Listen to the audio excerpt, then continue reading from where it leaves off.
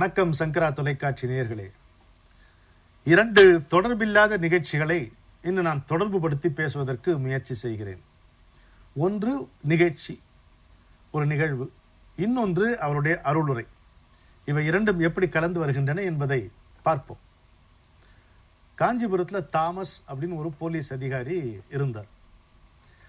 அவருடைய மகனுக்கு சரியாக படிப்பில் ஆர்வம் காட்டாம 10ஆம் வகுப்பில் தோல்வி அடைகிறான் அந்த பையன்.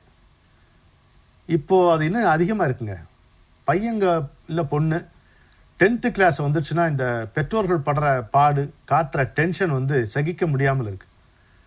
ஏன் அந்த நாளில் 10ஆம் வகுப்பு இல்லைங்களா? நம்மளாம் படிக்கலையா? இந்த டென்ஷன் எதுக்குன்னு தெரியவே இல்லைங்க. இவ்வளோ ஸ்ட்ரெஸ் எதுக்கு? இந்த குழந்தைகளையும் பாடாய்ப்படுத்தி ஒரு தேவையில்லாத போட்டி மனப்பான்மையை அவர்களுடைய மனத்தில் உருவாக்கி, படிப்பு என்கின்றாலே கல்வி என்றாலே பெரும் சுமை என்கிற மாதிரி நம்ம ஆக்கிவிட்டோம். மடமை கல்வியால் மண்ணும் பயனில்லைன்னா பாரதி அந்த அளவுக்கு ஆக்கிவிட்டோம். எந்த பயனும் இல்லை. அவர்கள் சோர்வடைவதை காட்டிலும் அதில் பெரும் பயன் எதுவும் இருப்பதாக தெரியவில்லை.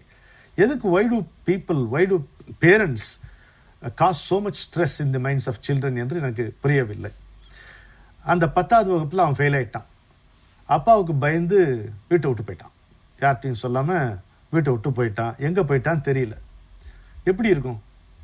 அதுவும் நம்ம இப்போ எல்லாம் பார்க்குறோம் பத்திரிகையில் 10ஆம் வகுப்பு ஃபெயில் ஆகி தற்கொலை பண்ணிக்கிறாங்கன்ட்டு. என்னங்க தற்கொலை பண்ணிக்கிற காரணமாக? அது தற்கொலை என்பதே கேடுகட்ட செயல், பாவச் செயல்.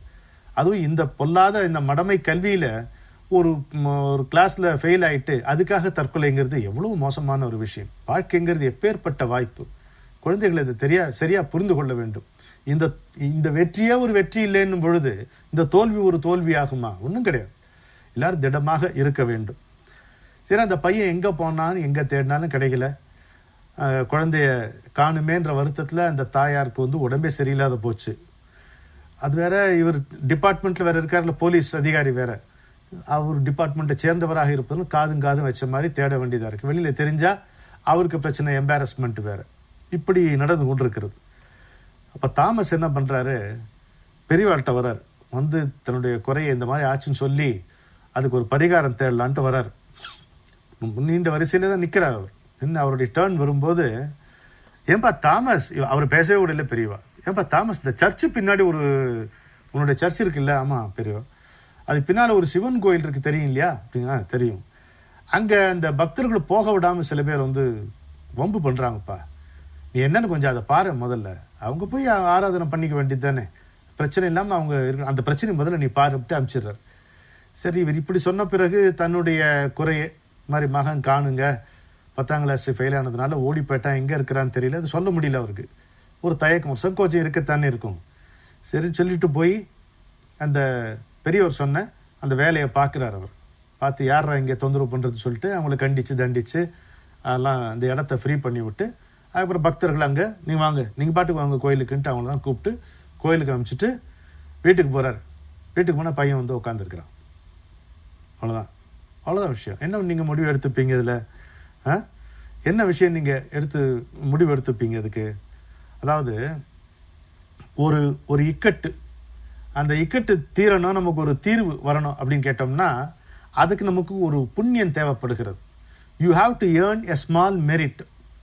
இப்போ அவர் அனுகிரகம் செய்கிற இந்த பையன் வந்துருவாங்கிறது தான் அனுகிரகங்க. ஆனால் அந்த அனுகிரகத்தை வாங்கி கொள்வதற்கு ஒரு சின்ன மெரிட் தேவைப்படுகிறது, சின்ன புண்ணியம் தேவைப்படுகிறது, ஒரு தகுதி தேவைப்படுகிறது. அந்த தகுதியை ஒரு சின்ன காரியம் செய்து கொடுக்கிறது. அதுதான் அவங்களுடைய சக்தி.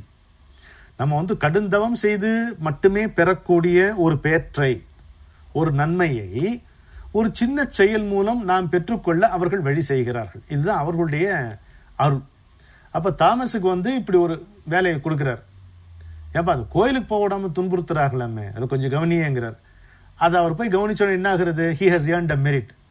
ஒரு சின்ன செய்கை மூலம், நற்செய்கை மூலம் அவருக்கு ஒரு புண்ணியம் கிடைக்கிறது. அந்த புண்ணியம் தான் தேவைப்படுகிறது. எதற்கு? பெற்ற பிள்ளை திரும்பி வருவதற்கு. அது அவருக்கு கிடைத்து விட்டது.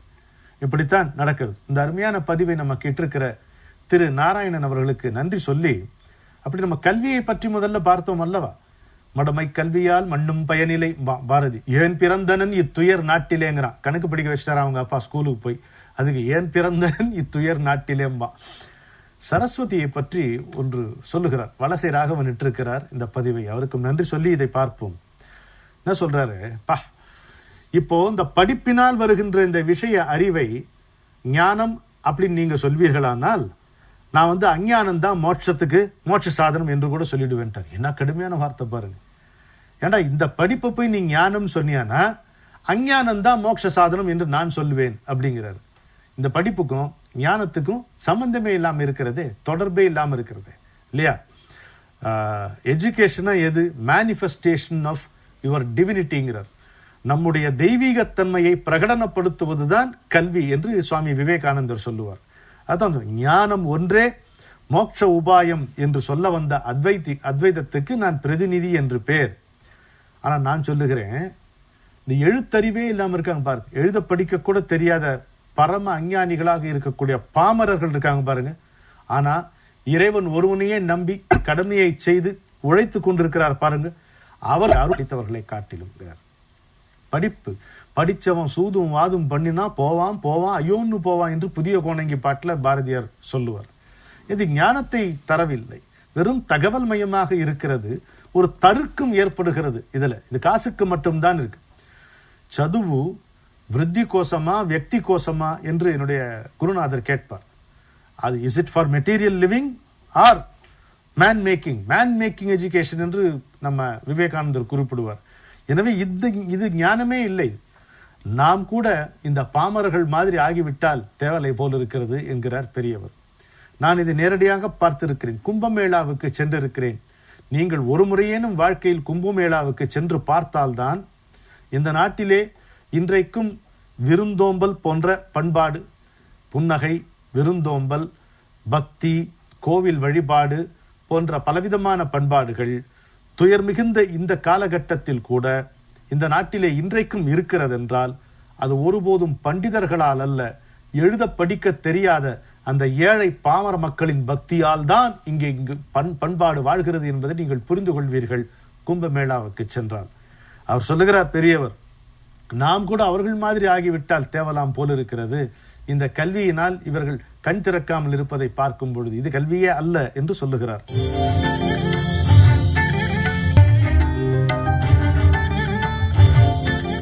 அடக்கத்தோடு பயின்றால் வித்யையே உண்மையில் ஞானம் தருகின்ற அமிர்தமாக மாறும்.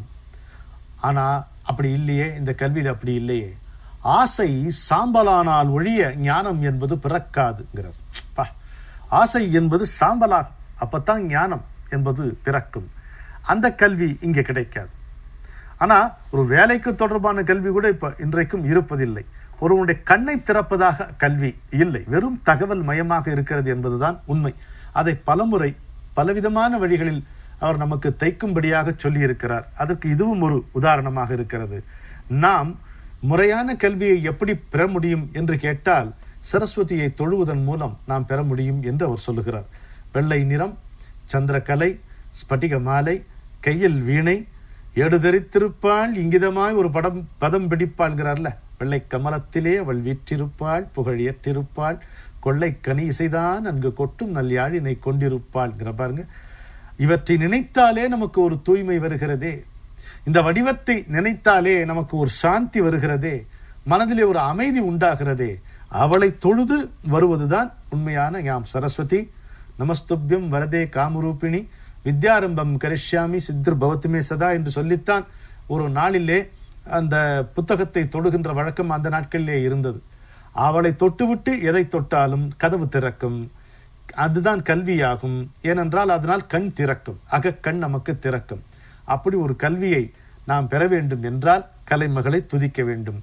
கல்வியினுடைய நோக்கம் இப்பொழுது பெரியவர் சொன்னதிலிருந்து கல்வியினுடைய நோக்கம் என்னவாக இருக்க வேண்டும் என்று பார்த்தோமானால் பற்றிலிருந்து நம்மை விடுபட வைப்பதாக அது இருக்க வேண்டும், ஞானத்தை தருவதாக இருக்க வேண்டும், மோட்சத்தை நாடுகின்ற பாதையிலே அது நம்மை செலுத்த வேண்டும், சக மனிதர்களிடம் நமக்கு ஒரு நேயம் இருக்க வேண்டும், மற்றவர்களுடைய நலன் கருதி உழைப்பதற்காக கொடுக்கப்பட்ட வாய்ப்புத்தான் இந்த மனித சரீரம் என்கின்ற நினைப்பு நமக்கு இருக்க வேண்டும், உயிர்களிடத்தில் அன்பு வேண்டும், தெய்வம் உண்மை என்று தான் அறிதல் வேண்டும் என்கின்ற பாரதியினுடைய வாக்குக்கேற்ப மற்ற உயிரினங்களிடம் அன்பாக இருக்கக்கூடிய ஒரு தன்மை நமக்கு விளைய வேண்டும். இப்படியெல்லாம் இருப்பதுதான் கல்வி காட்டுகின்ற வழியாக இருக்க வேண்டும். இப்படி ஒரு வழியை காட்டுகின்ற கல்வியைத்தான் நாம் கல்வியாக கருத முடியும். அந்த கல்வியை கலைமகளை நேரடியாக தொழுவதன் மூலம்தான் நாம் பெற முடியும். ஏட்டுக் கல்வியாக இருந்தாலும் அந்த இறுதி வீட்டுக் கல்வியாக இருந்தாலும் அதை நமக்கு எடுத்து கொடுப்பவள் கலைமகள் தான், அவளை தொழ வேண்டும் என்கின்ற அருமையான ஒரு தகவலை, தத்துவத்தை, வழிமுறையை, நெறியை இந்த நிகழ்ச்சியின் மூலம் நாம் மகா பெரியவர்களிடமிருந்து பிரசாதமாக பெற்றுக்கொள்ளுகிறோம். இதை சொல்லி ஒரு மகா வாக்கியத்தை பார்ப்போம். ஞான விசாரம் பண்ணி பண்ணி மனதை தொலைத்து விட்டால் நிர்குணமாகிய பிரம்மமாகவே ஜீவன் ஆகிவிடுகிறான். கற்றதனால் ஆய பயன் என் கொல், வாலறிவன் நற்றாள் தொழார் எனின்கிறார் இல்லையா கடவுள் வாழ்த்துல. உன்னுடைய கல்வியினுடைய நோக்கமே கடவுளை தொழுவது.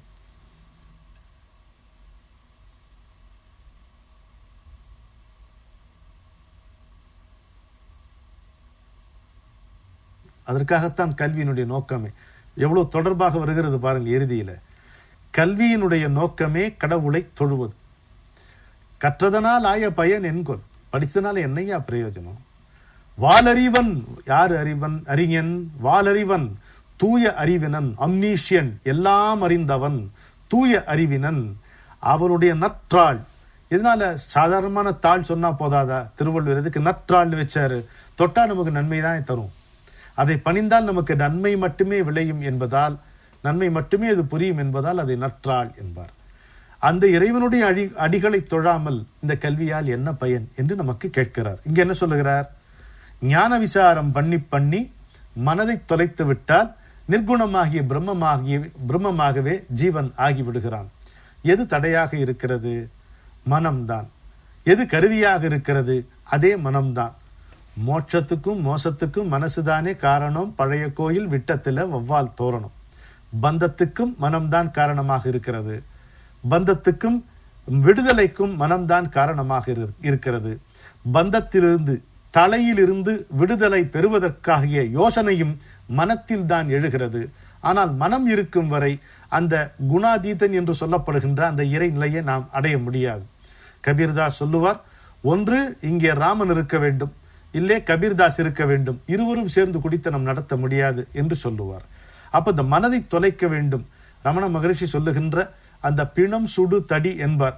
பிணத்தை கிண்டுவதற்காக வெட்டியான் ஒரு கட்டையிலே அதை புரட்டி கொண்டே இருப்பான், அது வேக வேண்டும் என்பதற்காக.